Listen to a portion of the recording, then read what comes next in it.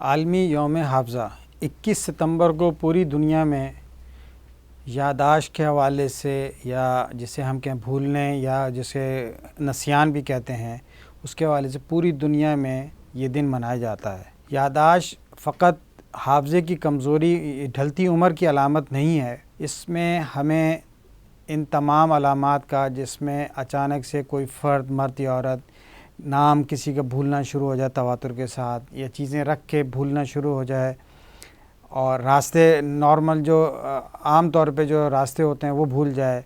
اپنی صفائی ستھرائی کا اور اپنی تمام روزمرہ امور کا خیال نہ رکھے۔ اگر ایسی علامات اگر کسی بھی فرد میں